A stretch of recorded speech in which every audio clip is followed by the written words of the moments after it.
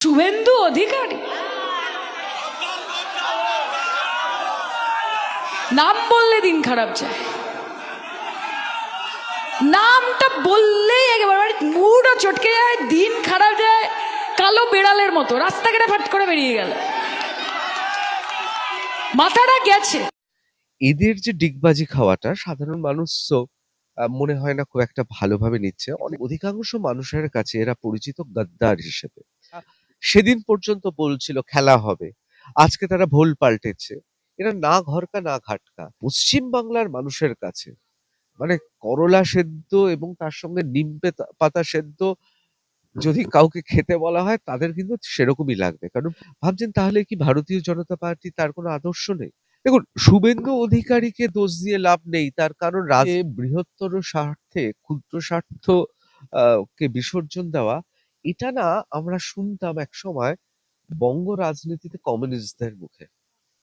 যে মমতা বন্দ্যোপাধ্যায় তো দাবি করতেন তার সংগ্রামের জীবন থেকে উঠে আসা। সেখানে তিনিও কি বামেদের মতো ফেসবুক নির্ভর হয়ে গেলেন? তাহলে বামেরা কি তাকে কোথাও আবেশিত করলেন? আমি বলছি সেই সমস্ত যারা প্রথমবার মন্ত্রী হয়েছে, যারা বিধায়ক হয়েছে প্রথমবারের জন্য, তারা ধরাকে সরা জ্ঞান করছে। আগে কোথায় কোথায় থেকে কি কি পাওয়া যেত সেটা দেখে নিচ্ছে। ওরা যদি পায় আমরা পাবো না কেন, এরকম মনে হচ্ছে। আমি সবার ক্ষেত্রে বলছি না। এইসব তোলাবাজগুলো, এই তোলাবাজগুলো এই মুহূর্তে বিভিন্ন ধরনের, দেখো, তোমাকে এটা বিশ্বাস করতে হবে এবং এটা সত্যি, এদের হাতে কামিনী এবং কাঞ্চন আছে।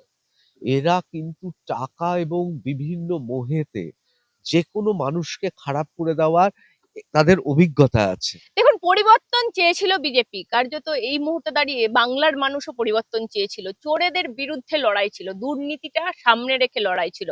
সেই দুর্নীতির লড়াই যখন হলো, চৌঠা মেয়ের রেজাল্টের পর আমরা দেখতে পাচ্ছি ভালো তৃণমূল খারাপ তৃণমূল তত্ত্ব এলো। তারপর দেখা গেল এনসিপিআই এর একদল সাংসদ যারা বিক্ষুব্ধ তৃণমূলে, তারা চলে গেল এনসিপিআই। তারা এবার চাইছেন কত তাড়াতাড়ি এনডিএ এর সঙ্গে মিশতে পারি, আমাদেরকে এনডিএই বলুন। রচনা বন্দ্যোপাধ্যায় বলছেন আমাদেরকে বলবেন না এনসিপিআই। আমার সঙ্গে রয়েছেন বিশিষ্ট সাংবাদিক ডক্টর ঋতব্রত ভট্টাচার্য, কথা বলবো। কারণ কেন দাদা, আপনি বাংলার মানুষকে হাতের তালুর মতো চেনেন, দীর্ঘদিন সাংবাদিকতা করেছেন। বাংলার মানুষের মধ্যে কি ইফেক্ট পড়ছে মনে হচ্ছে আপনার? সাধারণ মানুষের সঙ্গে কথা বলে এটা ঠিক, অনেকের কাছে এটা অপ্রত্যাশিত। এবং অনেকে মনে করছে যে যাদের দেখেছেন, যে সাংসদদের একসময় দেখেছেন কেউ মেদিনীপুরের মাটিতে দাঁড়িয়ে নিদান দিচ্ছেন যে চৌঠামের পরে নাকি শিক্ষা দেওয়া হবে যারা বিরোধিতা করছে। আবার কেউ কেউ এটাও তো ঠিক কথা যে বিভিন্নভাবে মানুষের ধর্মের ভাবাবেগে আঘাত করেছে। এদের যে ডিগবাজি খাওয়াটা সাধারণ মানুষ তো মনে হয় না খুব একটা ভালোভাবে নিচ্ছে। অনেকের যেটা প্রশ্ন, বিশেষ করে যারা রাজনৈতিক সচেতন, তারা মনে করেন যে ভারতীয় জনতা পার্টি এমন একটি পার্টি, তাদের একটা নির্দিষ্ট আদর্শ আছে। সেখানে আদর্শ বহির্ভূত বা আদর্শের বিরুদ্ধে যারা রয়েছেন, যাদের কোনো আদর্শ নেই, তাদের এই ডিগবাজি খাওয়া এবং তাদের ভারতীয় জনতা পার্টি বা এনডিএ তে স্বাগত জানানো, এই বিষয়টা তাদের কাছে অপ্রত্যাশিত। তাদের কাছে অনেকটা শকের মতো, মেন্টাল শকের মতো। ভাবছেন তাহলে কি ভারতীয় জনতা পার্টি তার কোনো আদর্শ নেই? আবার অন্যদিকে এটাও ঠিক কথা, সাধারণ মানুষ যারা বিধগ্ধ মানুষ তারা জানেন যে রাজনৈতিক পরিবর্তন হয়েছে, সামাজিক পরিবর্তন হয়নি। সুতরাং এই ধরনের ঘটনা ঘটবে। কিন্তু অধিকাংশ মানুষের কাছে এরা পরিচিত গাদ্দার হিসেবে। তাদের এলাকার মানুষের সঙ্গে আমি কথা বলেছি, বিভিন্ন সাংসদ যারা রয়েছেন, তারা সাধারণ মানুষ, তারা কোনো রাজনৈতিক দলের নয়। তারা কিন্তু এইসব সাংসদদের কক্ষপথচ্যুত ভাবছে, অর্থাৎ এরা অরবিটলেস হয়ে পড়েছে। তারা তৃণমূল কংগ্রেসের হয়ে ভোট ভিক্ষা করেছিল। তারা মমতা বন্দ্যোপাধ্যায়ের ছবিকে কাজে লাগিয়ে তারা সাংসদ হয়েছে। এবং এটা তো ঠিক কথা, তৃণমূল কংগ্রেস থেকে মমতা বন্দ্যোপাধ্যায়ের ছবি সরিয়ে দিলে তৃণমূল কতটা থাকবে আর থাকবে না এটা নিয়ে একটা প্রশ্ন ছিল অনেকের মনে। এবং বিশেষ করে তৃণমূলের যখন মধ্যাহ্নে সূর্য, তখন তৃণমূলের বিভিন্ন রকম শক্তিকে কাজে লাগিয়ে, স্টেট পাওয়ারকে কাজে লাগিয়ে তারা সাংসদ হয়েছে। এই মুহূর্তে দাঁড়িয়ে তারা নোহ্যার হয়ে গেছেন। মানুষ খুব যে ভালোভাবে নিচ্ছেন এবং নেওয়ারও কথা নয়। এবং আমি ব্যক্তিগতভাবে মনে করছি যে সাধারণ মানুষ বিষয়টাকে ভালোভাবে নিচ্ছে না। কারণ কোথাও সাধারণ মানুষের একটু মনে হয় যে একটা রাজনীতিতে আদর্শ থাকা উচিত, রাজনীতিতে সহনশীলতা থাকা উচিত, সর্বোপরি রাজনীতিতে একটা সংগ্রাম থাকা উচিত। কিন্তু বৃহত্তর স্বার্থে যেটা বলা হচ্ছে, সেটাকে আপনি কিভাবে দেখছেন? এখন ব্যাপারটা হচ্ছে এই যে বৃহত্তর স্বার্থে ক্ষুদ্র স্বার্থ কে বিসর্জন দেওয়া, এটা না আমরা শুনতাম একসময় বঙ্গ রাজনীতিতে কমিউনিস্টদের মুখে। এটা আসলে কমিউনিস্ট পার্টির লোকজন বিশ্বাস করে। তারা অনেক কিছু করতে গেলে বলে বৃহত্তর স্বার্থে ক্ষুদ্র স্বার্থ বিসর্জন। এবং বাংলার মানুষ এ নিয়ে কম হাসাহাসি করেনি। ওই বৃহত্তর স্বার্থ দেখতে গিয়ে জ্যোতি বসুকে প্রধানমন্ত্রী না করে আজকে সিপিএম মহাশূন্য হয়ে গিয়েছে। আসলে এগুলো হ্যাঁ, এটা ঠিক কথা। রাজনীতিতে সংখ্যাটা খুব গুরুত্বপূর্ণ। বিশেষ করে পার্লামেন্টারি পলিটিক্সে অর্থাৎ যেখানে সংসদীয় রাজনীতিতে সংখ্যা অনেক কিছু করে দেয়। এবার এমন কিছু বিল আসবে বলে আমরা ধরে নিচ্ছি যে বিলগুলো একটা বৈপ্লবিক পরিবর্তন ঘটবে।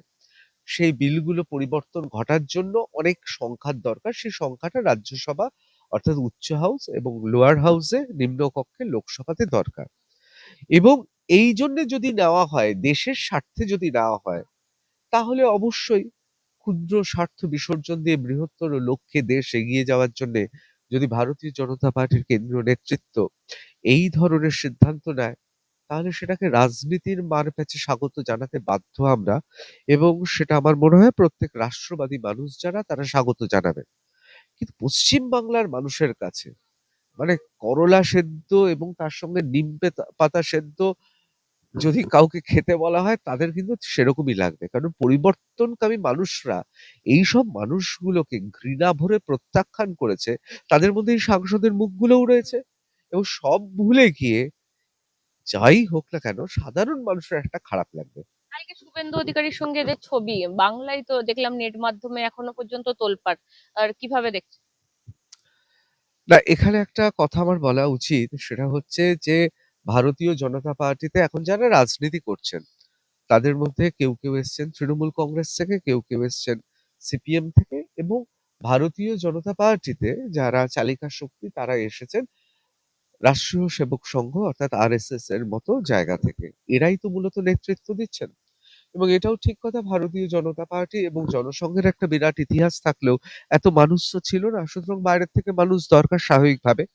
কিন্তু সবাই তো কিন্তু সবাই তো শুভেন্দু অধিকারী নয়। শুভেন্দু অধিকারী তো বেশ কয়েক বছর ধরে সংগ্রাম করেছেন। তিনি ঘৃণাভরে প্রত্যাখ্যান করেছিলেন তার মন্ত্রিসভার সদস্য পদ। তিনি সমস্ত কিছু ছেড়ে লড়াই করে কিন্তু আজকে এই জায়গাটায় এসেছেন। কিন্তু তৃণমূল কংগ্রেসে যারা ভারতীয় জনতা পার্টিতে আসতে চায় তারা তো এই সংগ্রামটা করেননি। এবং শুভেন্দু অধিকারীকে তো আশ্বস্ত করতে হয়েছে, তাদের তো বোঝাতে হয়েছে। তারা বলছেন আমরা কাজ করতে পারছি না। শুভেন্দু অধিকারী তাদের বোঝাচ্ছেন যে তিনি তাদের জন্য কি কি করতে পারবেন। সেটা আসলে তাদের জন্য করছেন না, মানুষের জন্য করছেন। দেখুন, শুভেন্দু অধিকারীকে দোষ দিয়ে লাভ নেই, তার কারণ রাজনীতির বাধ্যবাধকতায় এবং মুখ্যমন্ত্রীর চেয়ারে বসে এবং একজন রাষ্ট্রবাদী নেতা হিসেবে তিনি তার কর্তব্যই করেছেন। কিন্তু মানুষ তো এটা ভালো চোখে নিচ্ছে না। মানুষ কখনো ভালো চোখে তাদের নেয় যাদের বিরুদ্ধে মানুষ রায় দিয়েছেন। আমার মনে হচ্ছে যে শুভেন্দু অধিকারী তিনি নিজেও জানেন যে এদের সঙ্গে দাঁড়িয়ে ছবি তুললে তার ইমেজটা খুব একটা মানুষের কাছে সুন্দরভাবে ভাস্বর হয়ে ফুটে উঠছে না। কিন্তু এখানে রাজনৈতিক নেতা হিসেবে শুভেন্দু অধিকারীকে এই অভিনয়টা মানে আমি বলতে মানে চাইছি যে দায়িত্বটা দেওয়া হয়েছে সেটা করতে। একদম। মানে আমি অভিনয়টা কেন বলছি, শেক্সপিয়ার কি বলেছেন?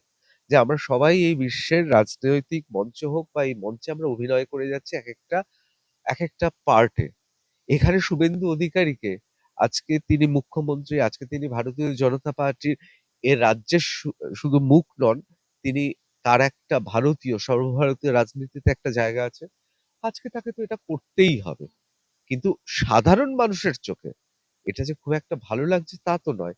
কিন্তু এক্ষেত্রে না ওই একদিকে যুক্তি অন্যদিকে আবেগ, তার মধ্যে বোধহয় কোথাও একটা ভারসাম্য রাখতে হচ্ছে। এদের ভবিষ্যৎ কি হবে ঋতব্রত দা? যারা আসছে তারা বলছে আমরা এনডিএ এর সাথে মিশে যেতে চাই।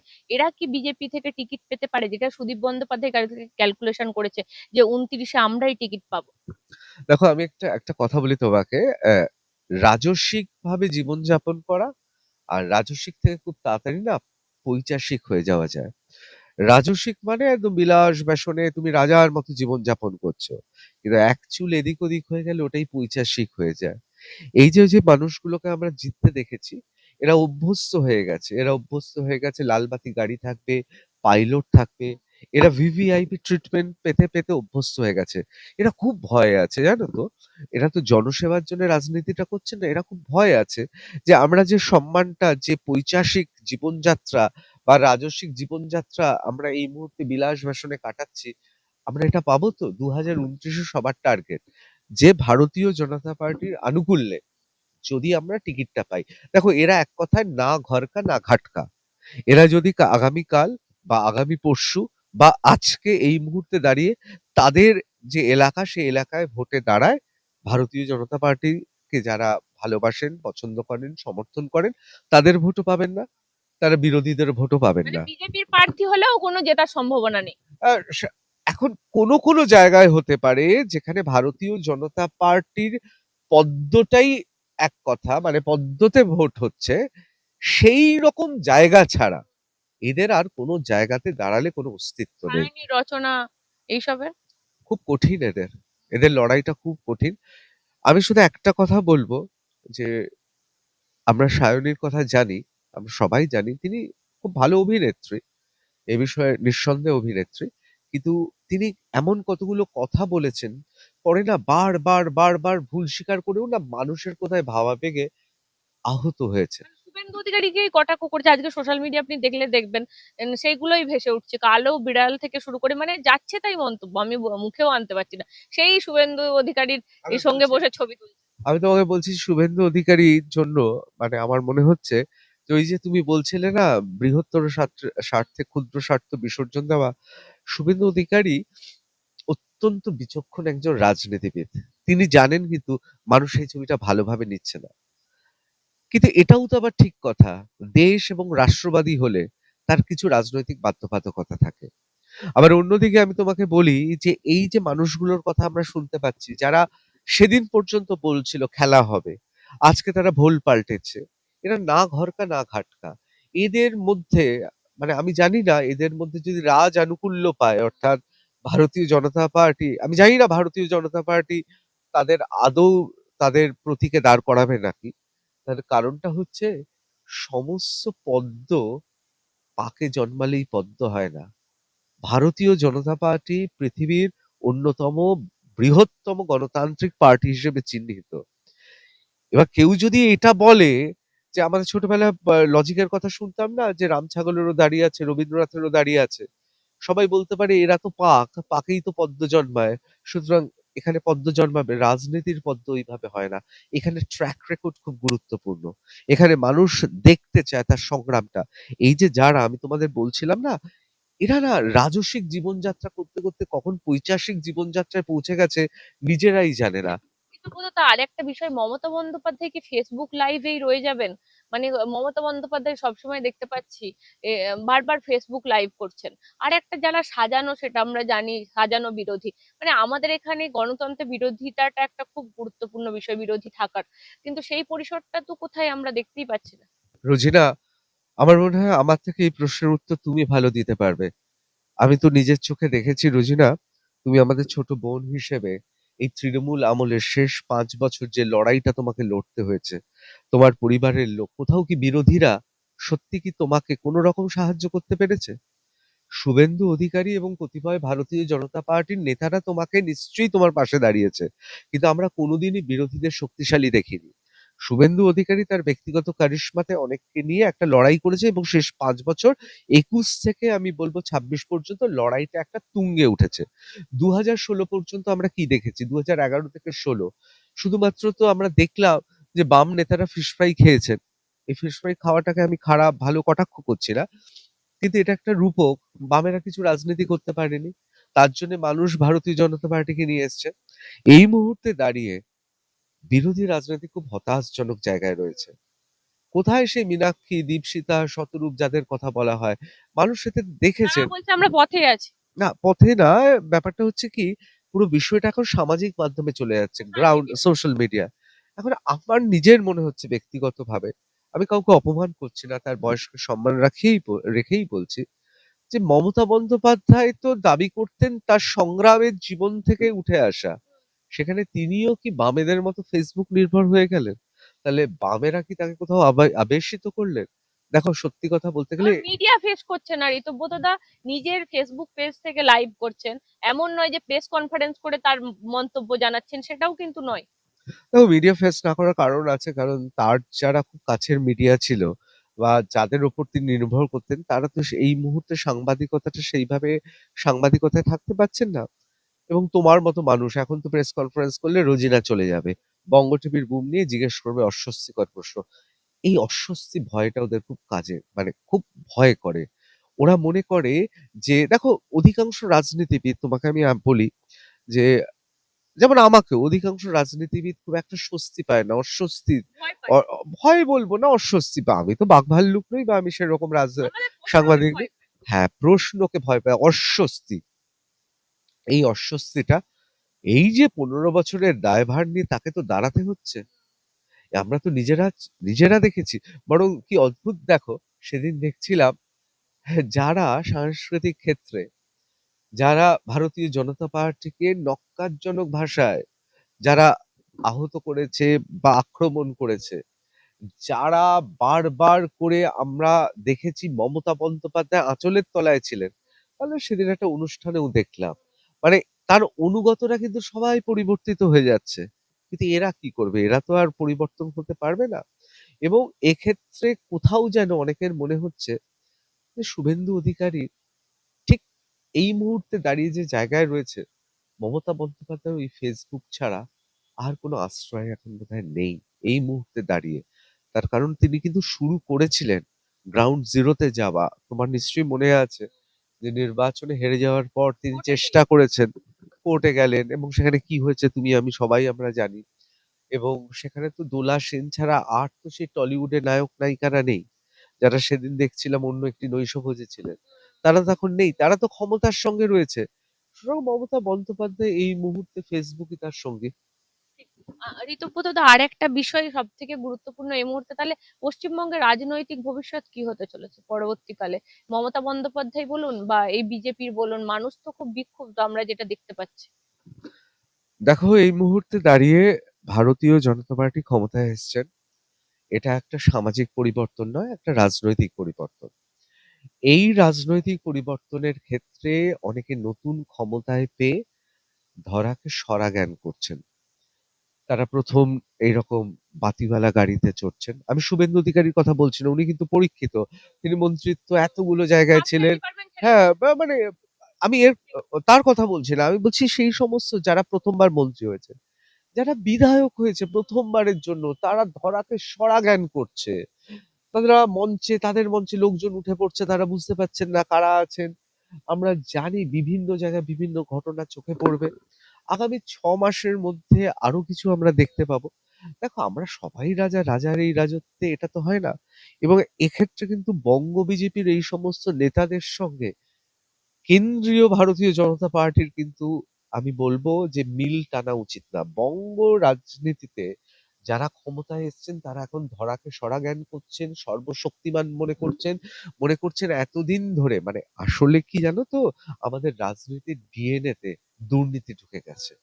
আগে কোথায় কোথায় থেকে কি কি পাওয়া যেত সেটা দেখে নিচ্ছে, ওরা যদি পায় আমরা পাবো না কেন, এরকম মনে হচ্ছে। আমি সবার ক্ষেত্রে বলছি যেন না। অধিকার জন্মে গেছে, মানে তোলাবাজির ক্ষেত্রে অধিকার একদম, জন্মে গেছে। একদম। এবং শুধু তাই নয়, এই যে যাদের বিরুদ্ধে আন্দোলন, যাদের বিরুদ্ধে এত কথা, সেটা জায়েন্ট সিং হতে পারে। তার কুখ্যাত কোনো সহযোদ্ধাকে বা সহযোগীকে, যোদ্ধা তো বলা উচিত না, সহযোগী, তাকে যদি আমরা কোনো ভারতীয় জনতা পার্টির বিধায়কের পাশে দেখি আমরা তো শিউরে উঠবো। এইসব তোলাবাজগুলো, এই তোলাবাজগুলো এই মুহূর্তে বিভিন্ন ধরনের, দেখো তোমাকে এটা বিশ্বাস করতে হবে এবং এটা সত্যি, এদের হাতে কামিনী এবং কাঞ্চন আছে। এরা কিন্তু টাকা এবং বিভিন্ন মোহেতে যেকোনো মানুষকে খারাপ করে দেওয়ার তাদের অভিজ্ঞতা আছে। এখন এর থেকে কজন এই টিকে কামিনী থাকতে কাঞ্চনটা পারে? আজকে তথাগত রায়ও বলেছেন, কামিনী কাঞ্চন এর একটা বিষয়, এই যে সাংসদদের ক্ষেত্রে উনি বলেছেন। একেবারে ঠিক। মানে ব্যাপারটা হচ্ছে কি, যে এদের তো কোটি কোটি টাকা সোনার তাল, মানে তাল তাল সোনা রয়েছে, টাকা রয়েছে। এবং এদের আরো অনেক কিছু টাকার এরকম যদি আনঅ্যাকাউন্টেড টাকা থাকে, তাদের কাছে অনেক কিছু রয়েছে। সেই জায়গায় দাঁড়িয়ে এই মুহূর্তে তাদের কাজ কি, ভারতীয় জনতা পার্টির কাছে পৌঁছাতে হবে, ভারতীয় জনতা পার্টিতে ঢুকতে হবে। তার থেকেও বড় একটা তাদের কাছে এই মুহূর্তে সবচেয়ে বড় যেটা প্রশ্ন, সেটা হচ্ছে আমি আমার স্থাবর অস্থাবর এত সম্পত্তি আমি কি করে রাখবো, কি করে রাখবো, আমি ধরা পড়লে চলবে না। এবার ধরো কেউ 1,000 কোটি টাকার সম্পত্তির মালিক, সে ভাবছে আমি 500 কোটি টাকা দিয়ে দিই, আমার 500 কোটি টাকা তো বেঁচে গেল, আমার 3-4 পুরুষ তো খেতে পারবে। এই ব্যাপারটা মানে সম্পদ রক্ষার জন্য এই মুহূর্তে কিন্তু তারা মিতালি করতে চাইছে। তারা বলছে যা করেছি ভুল করেছি, তুমি এত টাকা নাও। এবং এইরকম টাকা দিয়ে তারা চাইছে যে নির্বিঘ্নে তারা যেন থাকতে পারে। এটা শুরু হয়ে গেছে। এবং আ কন্ট্রোল করা যাবে? এটা রাজনৈতিক আদর্শ। এটা ভারতীয় জনতা পার্টির অগ্নি পরীক্ষা। তারা কি পারবেন কি পারবেন না। দেখো আমি একটা কথা বলি। এই কথাটা অনেকের পছন্দ হতে পারে না। রাজনীতিতে অনেকে বলেন আদর্শ নেই। কিন্তু আদর্শ ছাড়া রাজনীতি হয় না। এই যে বৃহত্তর লক্ষ্যে যদি পৌঁছাতে হয় তার পেছনে আদর্শ কাজ করে। ভারতীয় জনতা পার্টি নিজেকে সবসময় বলে তারা এমন একটি পার্টি যেটা পার্টি উইথ আ ডিফারেন্স।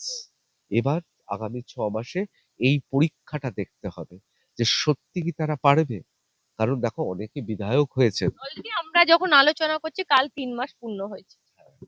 এই 3 মাসে এটা তো খুব পরিষ্কার, অনেকে বিধায়ক হয়েছেন, অনেকে অনেক কিছু হয়েছেন, অনেকের অভিজ্ঞতা নেই, তা অনেকে আবার সত্ত্বেও কোটিপতিও হয়েছেন এই অবশ্যই।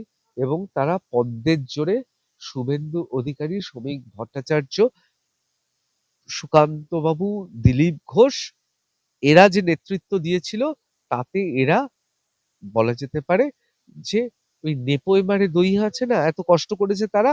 তারা দেখো যে যেখানে দাঁড়িয়েছে জিতে গেছে, যে যেখানে দাঁড়িয়েছে জিতে গেছে।